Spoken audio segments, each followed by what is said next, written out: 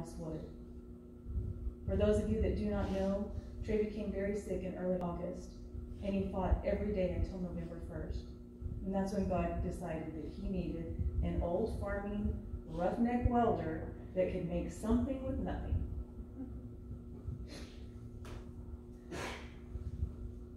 Our family knows that everything happens for a reason, and we feel the need to be advocates in some way. So, we ask you to please consider organ donation. And we'd also ask you to consider taking care of yourself. Routine checkups.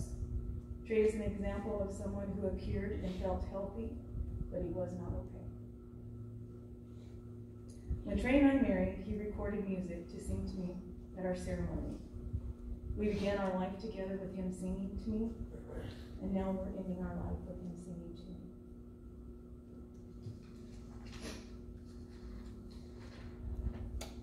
This next song is Trey singing Amazing Grace. You will hear vintage character because it was a cassette recording and our niece had it digitized for us. We love you and our family thanks you. Now let's celebrate Trey.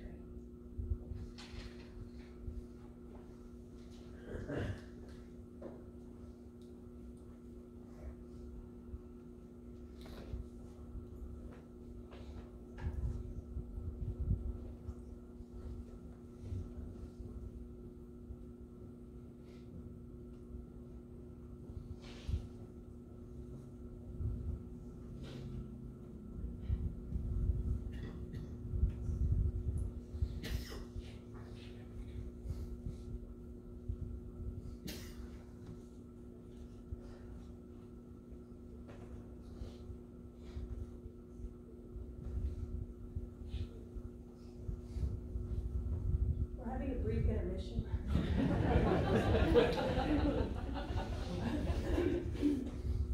Technical difficulties.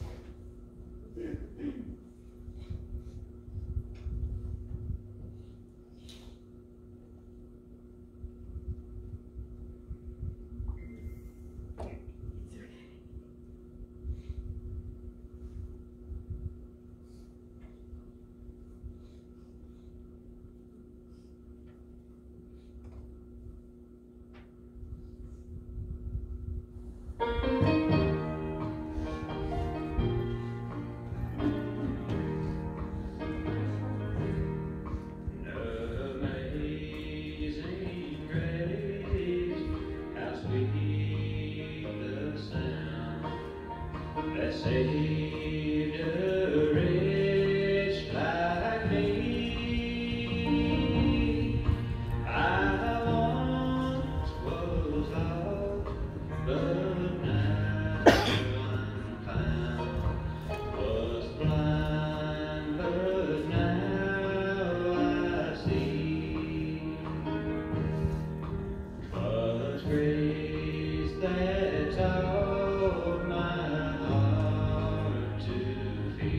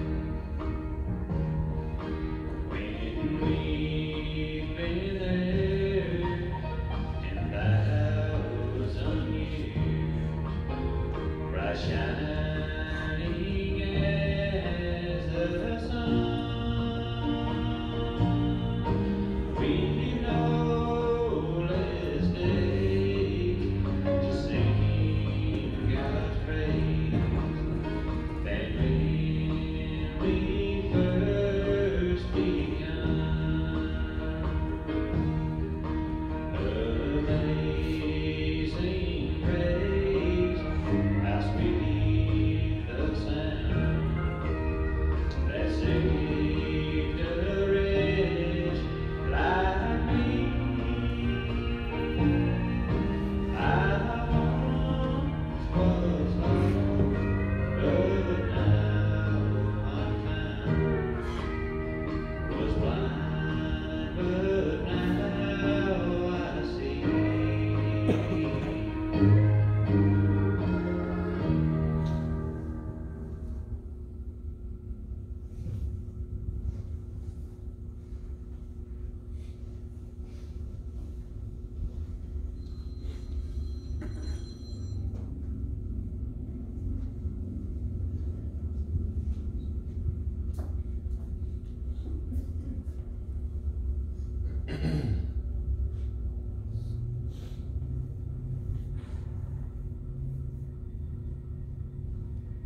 I think you sang Jaded Lover and Powwow better than you did Amazing Grace, don't you? They was kind of cold too, wasn't it? I tell you what, we could go on for hours and hours and hours, but right now the family would really like to know if anybody would like to stand up and say something, whatever it is, they can tell the truth or make up one.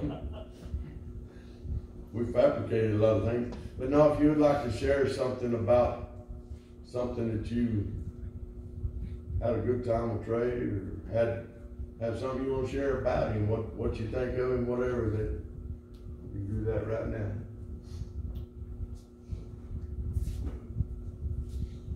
You just won't talk, so you take the mask off. I can't breathe. I thought about this whenever, right after Trey's passing, Shannon, thank you, man. We were talking about how we wanted it to be happy and fulfilled. And so right after that, I had the pleasure of running into a young man, and he made the comment that, you know, no matter what kind of situation you were in, Trey was always there to help you. And I got to thinking about that, and I thought, yeah, that's pretty true. And so it made me think about this.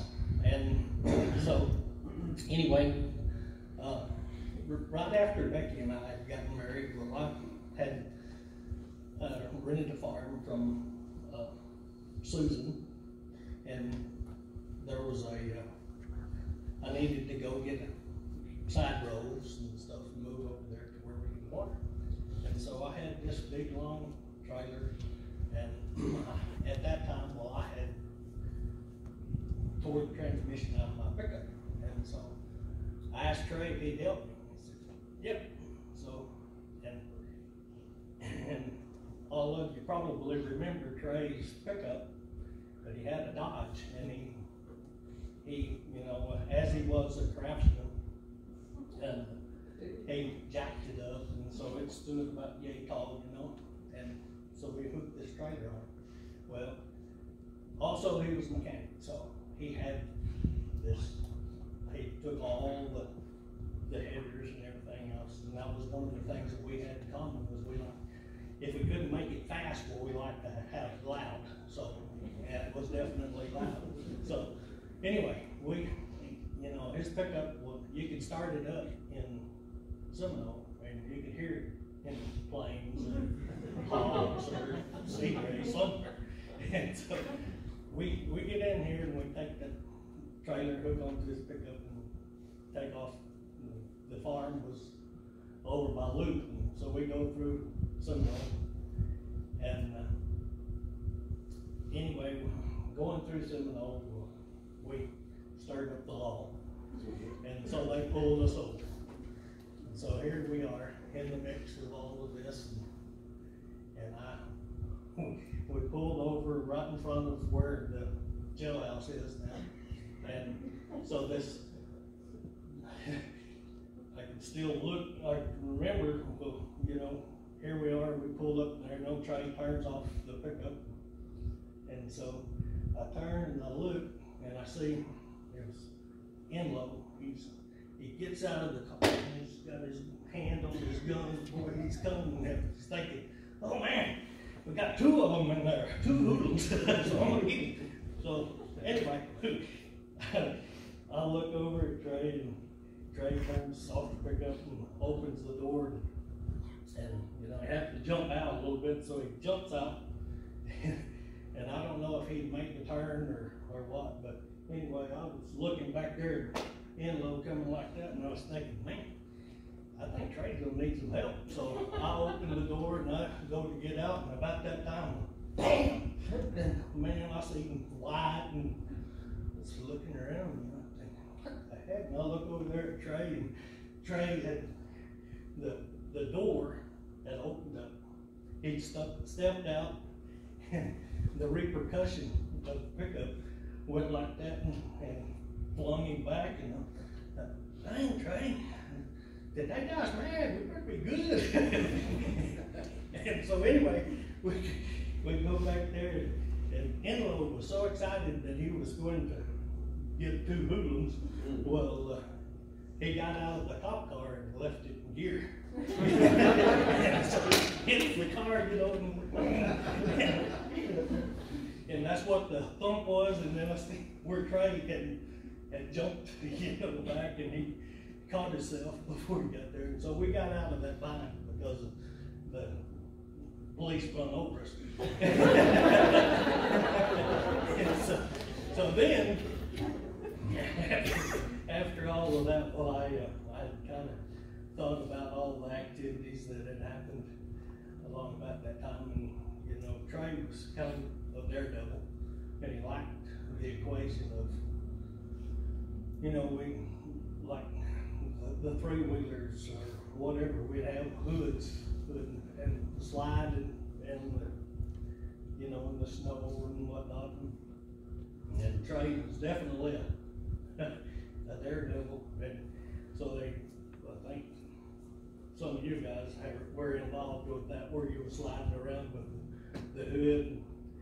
We went from three-wheelers to four-wheel drives and all kinds of stuff, and so I always get to thinking about that, or I got to thinking about that afterwards too, and I was thinking, you know, Trey is probably upstairs, and he's like, he kind of took on the role of Jeff Foxworthy and Larry the Cable Guy, and I can see him, he's done graduated, he's got the car hood tied to a dragster this time, you know, and the lights are up there and it's turning red and yellow, and all of a sudden Trey said, whoa, wait, just a minute, what's up? And he said, just a minute, he ain't coming over here. I gotta wait for my funeral. And then go back and get in the car. That's my memories of Trey.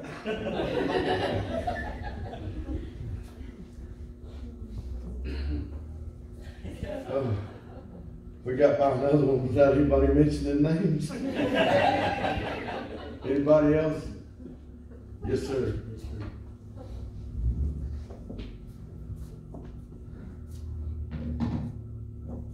So, for those of you who don't know me, or haven't seen me in a long while, I'm Trey's son, Tyler. And I cannot thank you enough for gathering both in person and virtually to celebrate my dad. He was a dutiful son, a wild man, a faithful husband, and a doting father.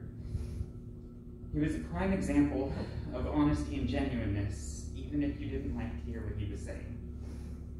He was kind, patient, and empathetic to those who needed it.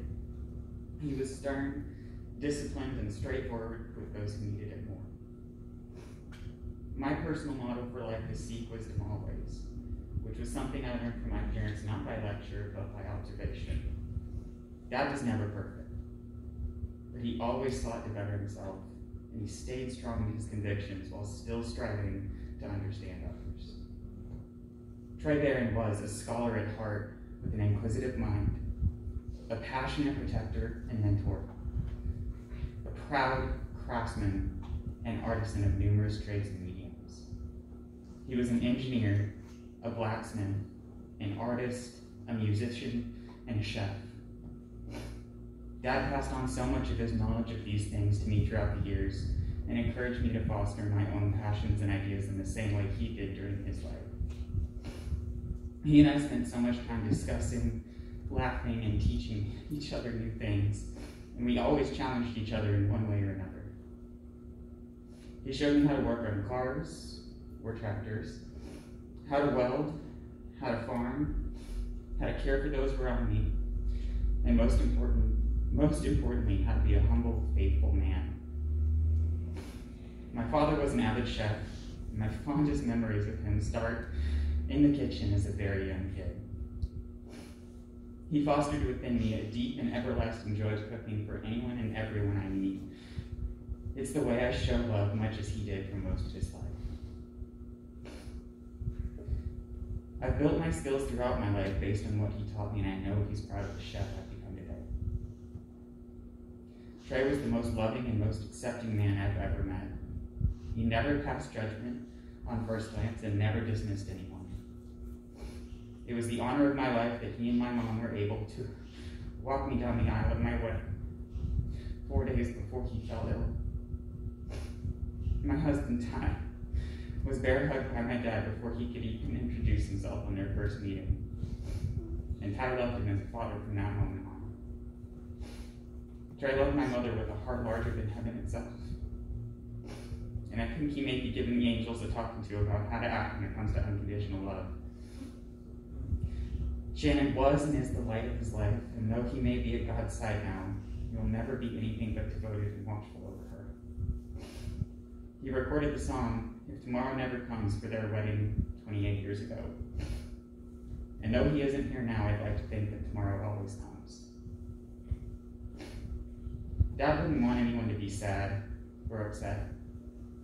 He lived his life to the fullest and is giving heaven a run for its money now. Thank you all, and know that we love you.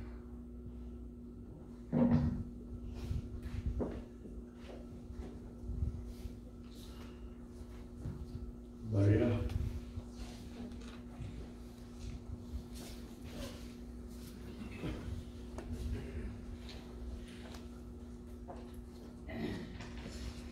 I first met Trey and Shannon and Tyler in the mid-90s when Tyler was a little blonde-headed little tyke. He was a cutie.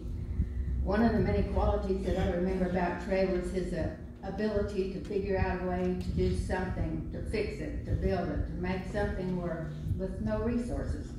He could improvise and get things going. May not always be the right way, but would always work when he got done until he could get the proper resources to do it right.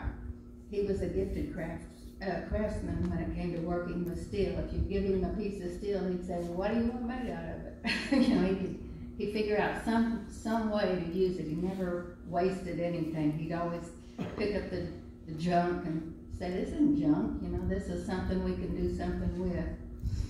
As most of you know, he could do anything from fine jewelry to build drilling rigs. He didn't have any job that was too small or too large. He was he could just work on anything. He was especially known for his fine knives that he crafted, and many of you probably have a knife or a piece of jewelry that he created during his lifetime and probably gave more away than he ever stole. He had a good heart.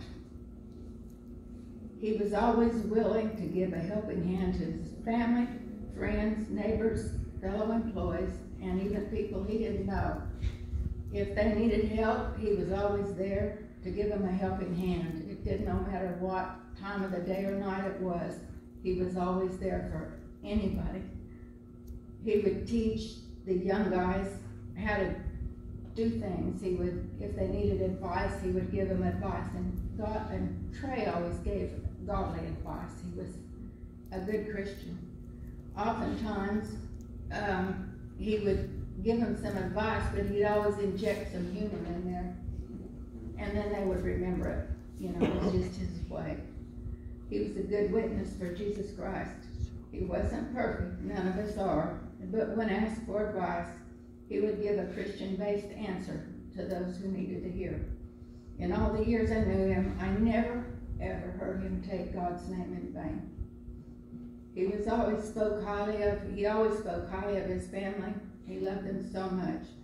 They were his pride and joy, along with his fur babies, Crawl, Lady, and Mandy, and I'm sure there were many others during his lifetime that I didn't know about.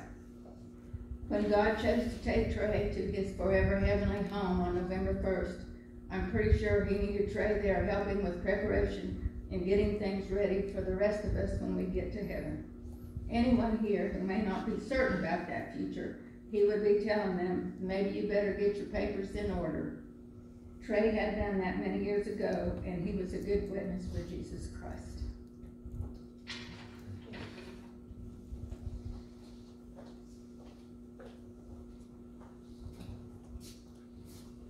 Anybody else?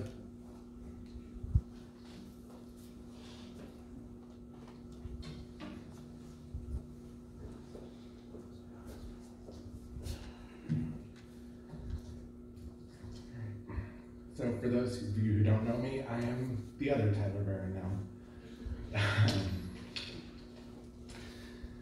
Or as Trey just fondly called me Tyler. My name is Tyler Barron, and I married Trey's son just before he became ill. Before I begin my words, at our wedding, my best friend in Indianapolis, Brian Brubaker, he became instant friends with Trey. Unfortunately, Brian was not able to be here today, but he did send me some words that he would like Trey to hear. When Ty and Tyler first got together, I began hearing stories of Tyler's father. The picture I painted in my head was a tall, rugged Texan who liked to make knives. That picture was pretty intimidating to me. When I met Trey the last day in July, what I saw was exactly what I envisioned. Plus, he was a tad grouchy, having just driven 6 hours. But once he sat down, I saw a huge teddy bear with a heart the size of Texas. To say that we hit it off would be an understatement. We immediately began plotting shenanigans to pull on the boys to make their wedding even more fun. And we did exactly that with our matching pink boas and tiaras. Although we didn't know each other for long, it's truly an honor to call Trey my friend. Now, what I've prepared today might be a little different than what you guys are all feeling. We are all sorry that this rock and foundation of our family is gone, but my sorrow lies in the time that I had planned in my heart to spend with Trey being cut short. I thank God for what time I was given with Trey, or Dad, as he so adamantly told me I had to call him from now on. I take comfort in my first memory of meeting him. Meeting the parents is always stressful in a new relationship. Trey took me into his arms, gave me a hug, and said, well, you're family now, so I guess we're gonna handle this. I never got the chance to shake his hand the first time I met him. He was too fast to embrace me in that hug, which was quite the opposite of Shannon, who was just as nervous to meet me as I was to meet her, and we ended up going drink for drink that night to calm our nerves. Trey's son Tyler and I had the unique situation of postponing our wedding because of COVID. We originally had planned to wait until 2021, but then at the last minute, we decided on August 1st, 2020 for no reason. Trey was there. 4 days later, the roller coaster of a diagnosis began. I take comfort in knowing God's plan included having Tyler's dad at his wedding.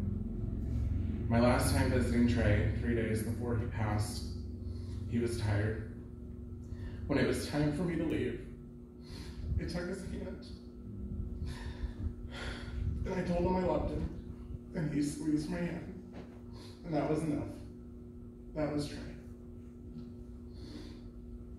When Tyler, Shannon, and I arrived back in Odessa on Monday, I went out to their back porch because that's where Trey and I always had our serious talks.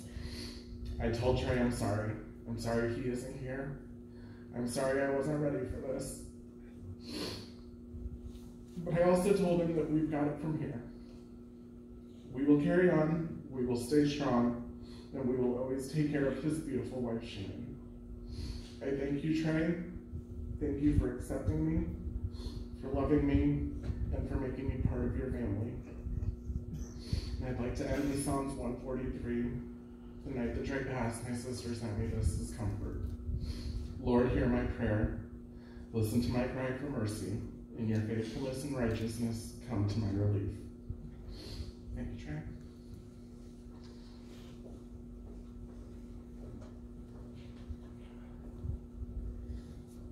Anybody else? I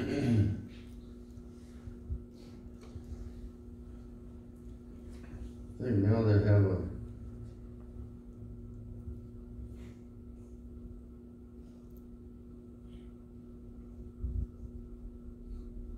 video message from Cora. Okay.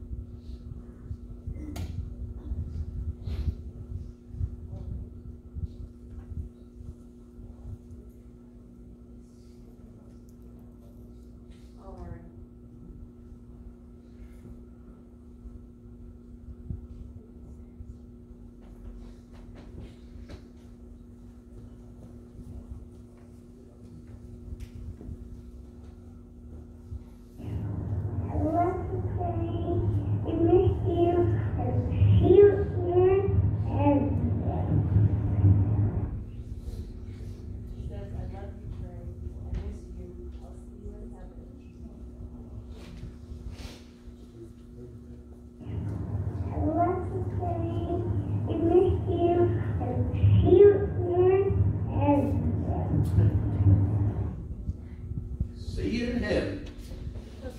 Amen. Okay, it's about sunset.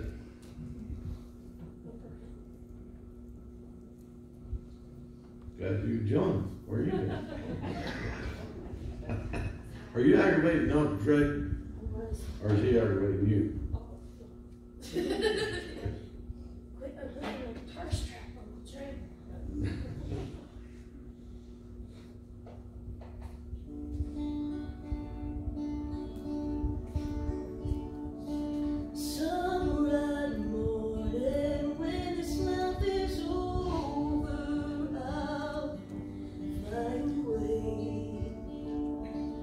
To a home on God's celestial shore.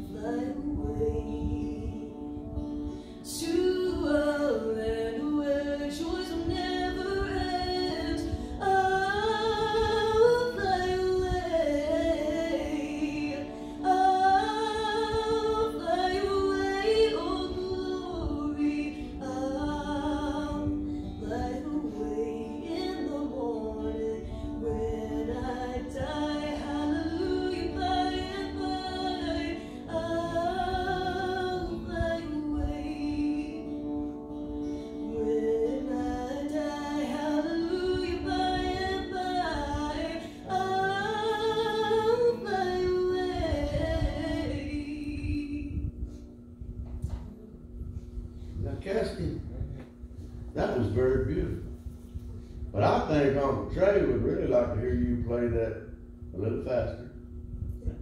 A little more meaning, don't y'all? You think Trey was into that? No, I'm thinking. Very beautifully done. But if you want to play it faster, we won't mind. Can you do it faster? You want it faster? We want it faster. Y'all want it faster? Joel was just talking about it. He's gonna get in the drag car, peel out of here, so we can't end it with they slow.